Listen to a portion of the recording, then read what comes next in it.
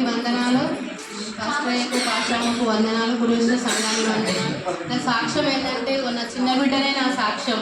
ఎందుకంటే మేము పోయిన నెల ఫస్ట్ 2వ తారీఖు నుంచి మాకు ఫీవర్ ఉండే.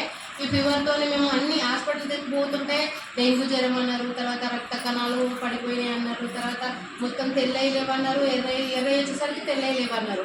నేను అయ్యకు ఫోన్ చేస్తే అయ్యి ఉండన్నాడు, అది రక్త కణాలు కాదు, ఏమి కాదు, ఆమెకు వేరే ఉన్నది, నాకు సాతాను ఉన్నది, నువ్వు తీసుకురా అని అయ్యి అనలేదు.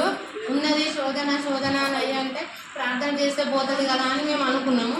అనుకుని 20 రోజుల నుంచి హాస్పిటల్ చుట్టే తిరుగుతున్నాం. తిరిగి లాస్ట్కి నైట్ 9 గంటల రాత్రి అయ్యకు ఫోన్ చేసి, అయ్యా ఇక విపరీతమైన ఇక తట్టుకోలేకుంటుంది అయ్యా, మేము వస్తామయ్యా అంటే, ఆ నైట్ ఎప్పుడు వస్తారంటే, అయ్యా ఎట్లా వస్తామని ఆ రోజు నైట్ గురువారం రోజు నైట్ మేము 9 గంటలకు బయలుదేరి ఇక్కడికి వచ్చే వరకు ఒక్కటైంది.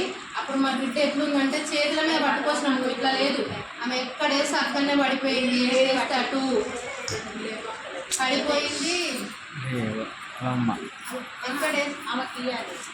ఎక్కడేసి అక్కడ పడిపోయి ఆమె అసలు ఇక మాట లేదు, తాగడానికి లేదు, నోటి నిండా పొక్కులు, ఆమె ఒంటి నిండా విపరీతంగా మన కురుపులు, మన చెమటకాయ కంటే ఎక్కువ కురుపులు, ముఖం నుంచి ఇక్కడ ఈ కడుపు దాకా విపరీతమైన కురుపులు, ఆ కురుపులలోకి వెళ్ళి నీరు కారుతుంది. ఆదివారం రోజు బాగానే ఉంది, అయ్యా ప్రార్థన చేసింది, ఆదివారం రోజు లేచింది. మేము ఇక సోమవారం పోదామని అనుకునేలోపు మళ్ళీ ఈమెకు రివర్స్ అయ్యింది.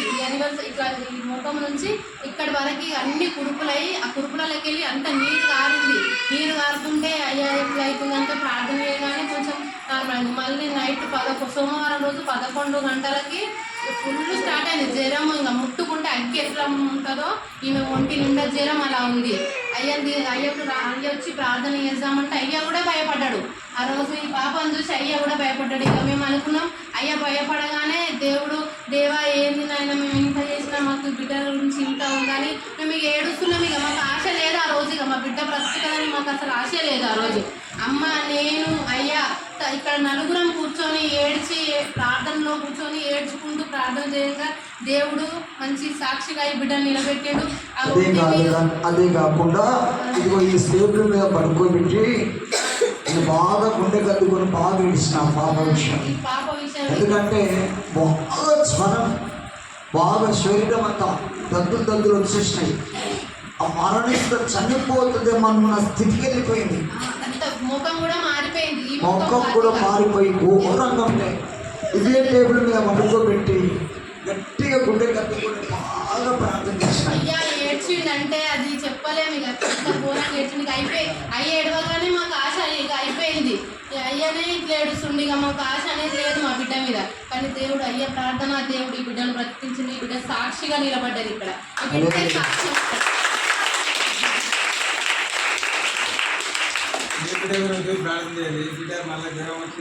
ఈ జ్వరం మీద తీసుకొచ్చిన సాక్ష్యం చెప్పాలి ఈ బిడ్డ గురించి అనేసి నిన్న నైట్ విపరీతంగా మమ్మల్ని రాకుండా సాతాను గడపై ఇక ప్రయోగం మళ్ళీ జరిగింది.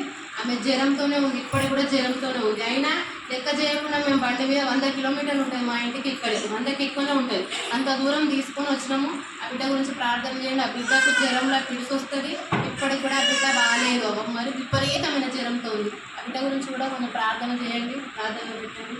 అయ్యా ఈ సాక్ష్యాన్ని మా కుటుంబం గురించి ప్రార్థన చేయండి. మా కుటుంబం మరి విపరీతమైన శ్రమ ఇక్కడికి రాకముందు.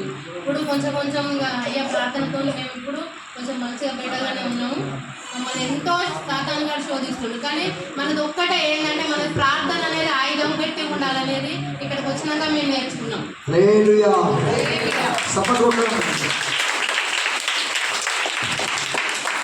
ఇక మా బిడ్డకి గుర్తుగా అయ్యాకి చిన్న కానుక దేవుడు.